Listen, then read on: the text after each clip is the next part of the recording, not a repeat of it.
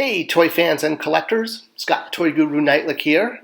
I've been in the toy industry as a brand manager and toy designer for over 20 years, and I'm also a collector myself, which kind of gives me an interesting insight into the industry. Today I want to talk about what you do when you have an idea for a toy, or even a character, and how you get that to toy companies.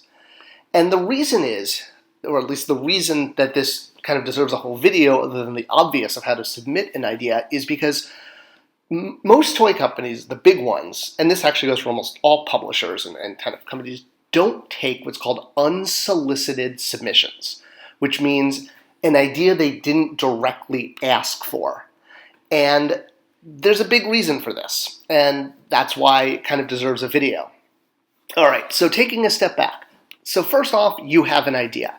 There are two types of ideas for toys. There's ideas for brand new toys and how to make them and what features they should have. And then there's ideas for just, say, characters that you want to see released under an existing line. And that's kind of what the difference is.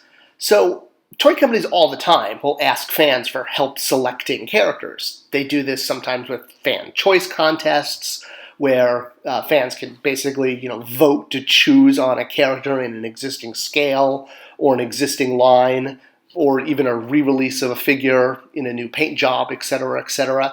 And these are solicited ideas, if you will. I mean, they're literally asking fans and fan sites to weigh in and help choose a character that they want to make. So that's totally fine, especially because the company is asking for that.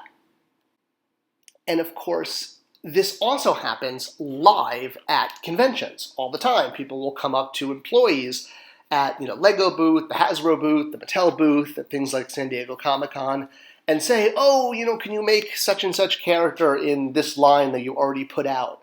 Or, you're already making Batman toys or Spider-Man toys, etc. The same thing with fan panels. There'll often be Q&A where fans are asked, to add their input. In fact, sometimes even at the fan panels, fans get the opportunity to do some of these voting, like the aforementioned Hasbro Choice fan poll. So where do you cross the line?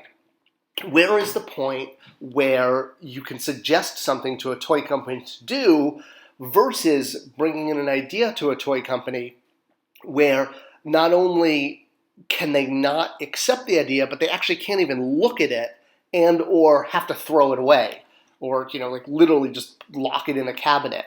And that is really kind of the differentiation between character selection and coming up with the actual execution, like doing something like an exploded drawing, showing how a figure should look, or, what style it should be done in, or even, what features it should have. The way to get around this, if you do have an idea of that type of, that breaks down exactly how that figure should be made or what features or how to paint it, anything that's more specific really than a character selection, you're going to want to submit the idea formally to a toy company through a legal process.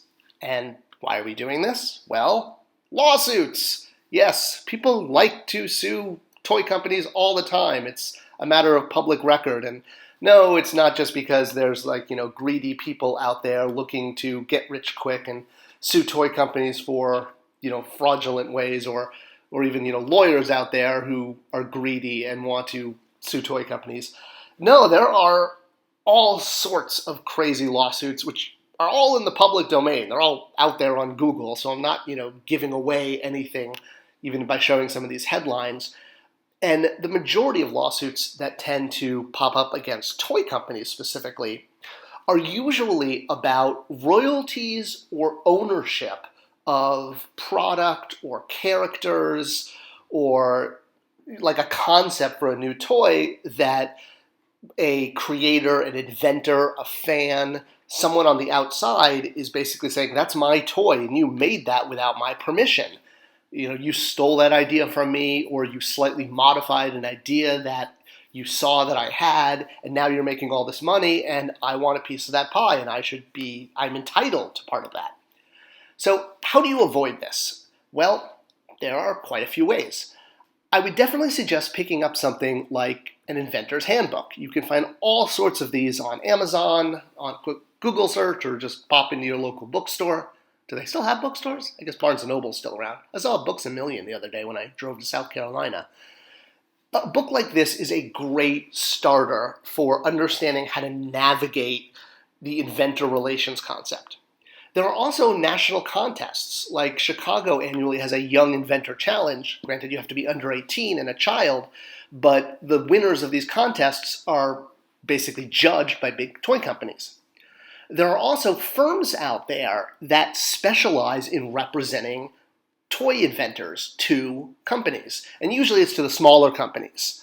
For the big companies, both Hasbro and Mattel have official portals on their website. Hasbro calls it their Spark program, which you can easily find on their website, and Mattel is called My Mattel Ideas. And both of these essentially have legal forms you go through and click off and fill in, and you can legally submit your idea. This will allow you to avoid any kind of issues where who owns it, has Mattel looked at it, have they rejected it, do they like it? And you're not going to see them pursue something without going through you, because this site, obviously keeps a record of it, and you get a record of it too. This is essentially the best way to do it, is going through these portals, or if you're looking for the smaller toy companies like your Jax and Spin Master and MGA, is to go through an agent. Now, some of these toy companies, or some of these toy concepts, toy companies will reject. They will say, yeah, no, we're not doing that. Even if it's a modification of a current product, like putting a tattoo on the back of Barbie.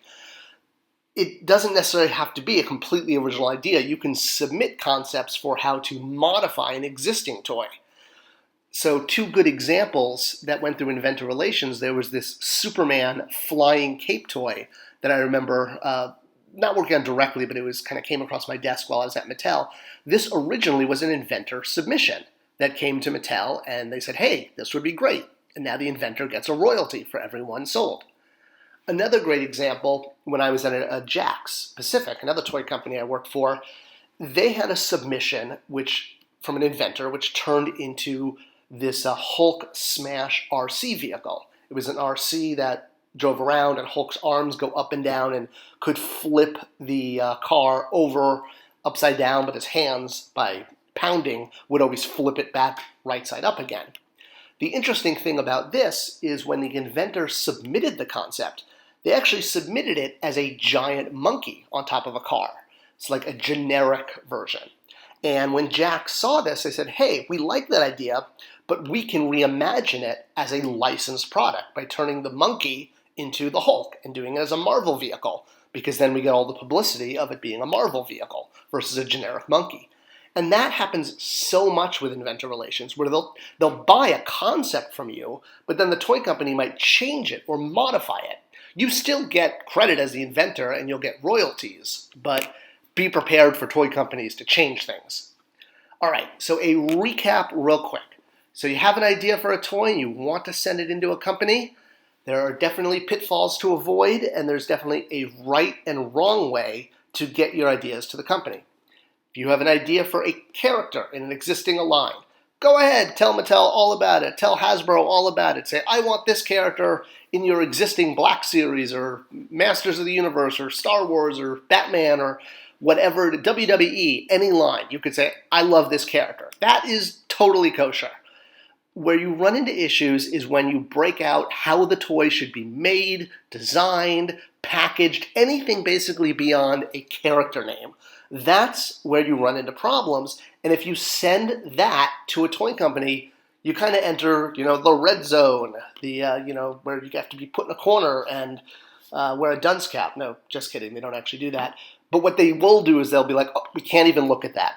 If you send something in that's a breakdown of a toy, anything beyond a name, it's an unsolicited concept, and the toy company can't even look at your idea. They will either throw it away or file it with legal, stamped unsolicited, and it will wind up in oblivion. So instead, submit it. Submit it through inventor relations or work with an agent. An agent will also take a portion, of course, but that's kind of what you have to do. It's sort of cost of doing business.